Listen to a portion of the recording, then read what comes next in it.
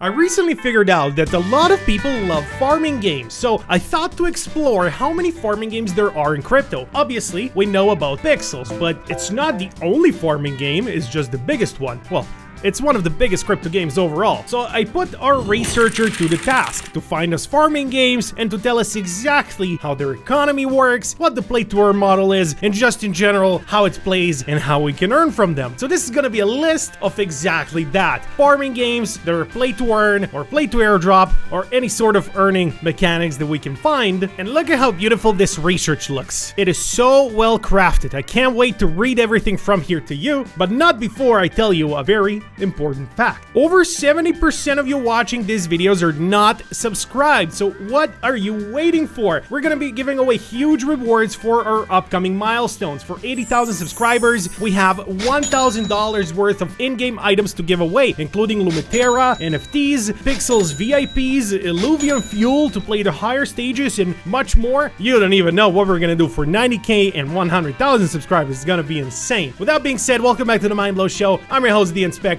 First game is My Neighbor Alice. This is a DAO-based model game where you own the game, basically. Players have customizable avatars, and it's a multiplayer game. You can interact with other people as well as interact with the world. Now, in order to play this game, you need to have land. Land, there's a couple of ways to acquire it. You can either buy it, you can rent it, or you can also use the free trial land from the beta, so there is the free-to-play option. Of course, it's not mandatory to pay for land. The game runs on the Alice token, and there's basically two earning mechanics inside of the game. The first one is the marketplace, where you can buy and sell everything from your land to in-game items, such as houses, fences, animals, plants, and of course cosmetic items for your avatar that you can use, sell, or buy on the marketplace. And then the second way of earning Alice tokens is through the events, and they're running fun events all the time. For example, currently we have an event going on for 1,000 Alice tokens shared between the top 5 players. This event ends on the 5th of September, and apart from this, as I said, they run these events all the time where you can earn Alice tokens. Apart from events, you can earn only through buying and selling on the marketplace and just farming your things. As you want to play farming games, this is a good option. The inspector was curious how much the Alice token goes for today, only to find out that it's $1.11. Then he went on to do some math with the inspector on his own. He didn't even want to record this part. When he got the results, he was wondering whether they even need the calculator for this. Could have done this in my head. Divided by 5, $224 for 5 people. At the all-time high prices, this would have been way more. That being said, next game. Sunflower Land is a web-based game, so you can play it on your browser. The style of the game reminds a lot of Pixels, but then again, every crypto game that's farming-based, that's 2D like this and pixelated, is going to remind of Pixels. There are in-game coins that you earn, and these coins are the in-game currency implemented to help against the inflation for the SFL token. So you can use these coins to buy and sell seeds, and these coins can be bought for SFL. 160 coins is 1 SFL. The inspector was now curious how much SFL goes for, and SFL is actually very cheap, only 5 cents. After a quick round of math with the inspector, oh, never mind, I don't even know what I wanted to calculate here, but anyway, 6 cents, 1 SFL, that's the in-game token. If you ever do that, you want to calculate something and you do some math and then you get a number and you're like, what the hell do I do with this number now? I don't know how to calculate what I wanted to calculate.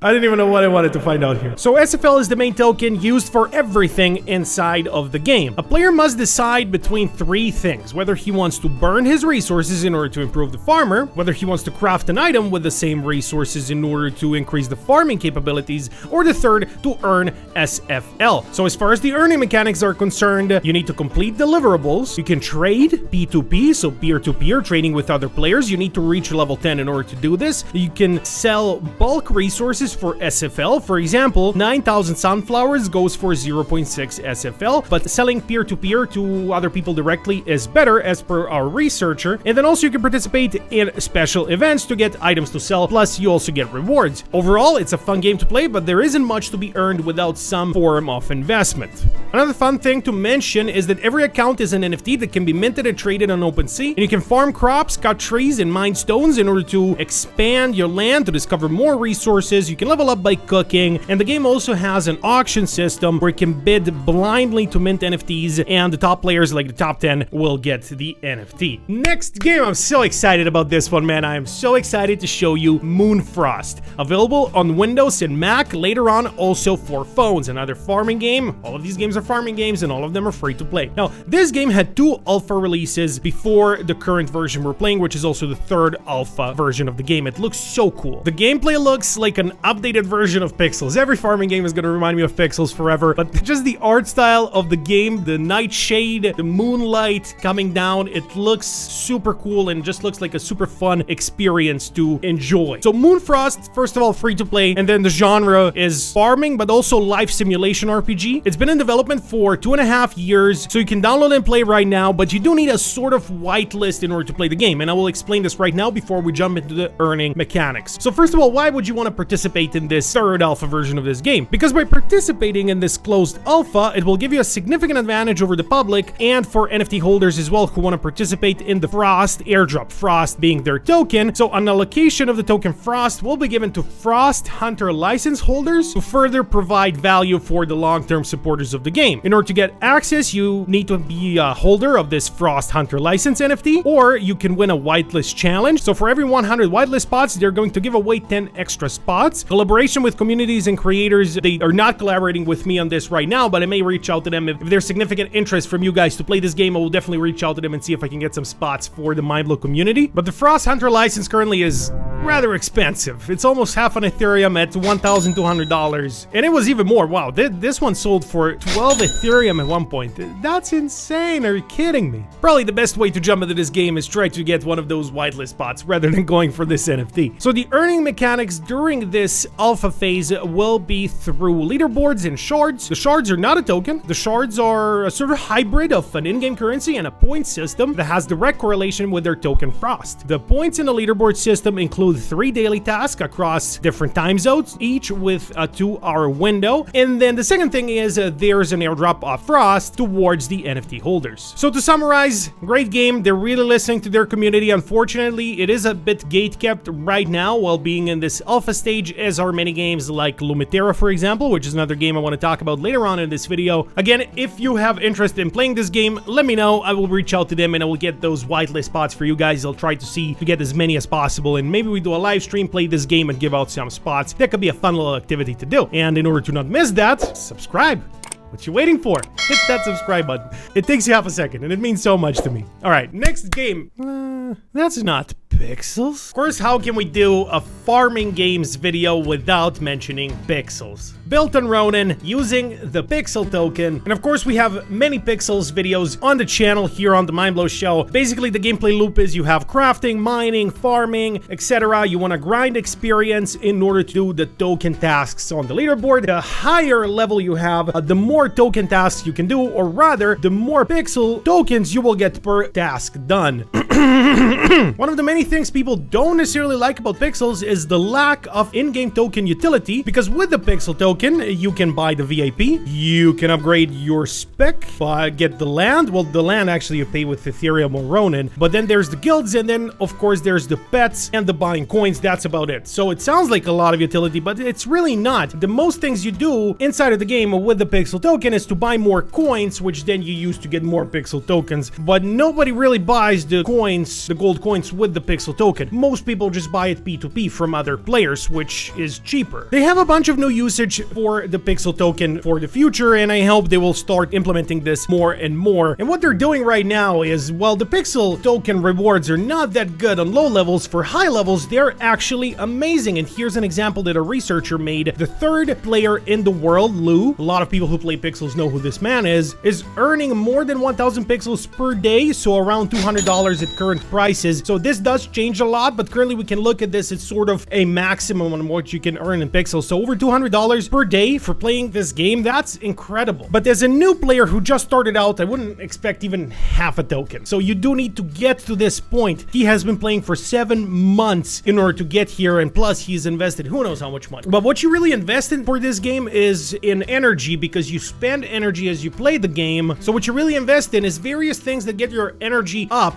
in order to play the game more and grind more so you can earn more. Inspector was very happy with himself about the remark he just made. Sounded super cool in his head, but not nearly as cool in real life. So making a good income from this game of $2 or more would require an average of 3 months at best after getting the VIP. The VIP costs about $30. So $2, this is not necessarily per day, it's more like per 10 minutes, which does not mean that you can get $2 every 10 minutes. It just means that you're gonna get the $2 the first 10 minutes, if that makes sense. So in order to make this 4, you need to invest even more time. To invest more time, you need to invest more energy. To have more energy, you need to make wine or buy wine, because wine gives you more energy inside of the game. All in all, this game is very big. It's very broad, and one section in one video is not gonna cover everything Pixels has to offer. So I do recommend looking at my other videos about Pixels to get more insights on it, and to get even more insights, you should join our Telegram group. I'm sure there's a QR code somewhere on the screen, probably on top of my face, where you can just scan it and go directly to the group. But there's also a link in the description. Next game, we will just quickly brush through this next game because it is closed to the public. It requires a whitelist. Of course, this is Lumitera, available for Windows, Mac, Android, iOS, for everything basically. Open world, survival, crafting game, farming game, MMORPG, it is everything. But there is also farming inside of this game. You earn by completing specific tasks in the game, so you can do farming and earn Ronin tokens while playing the game. On top of this, for this closed beta, they have an ongoing airdrop of $1 million.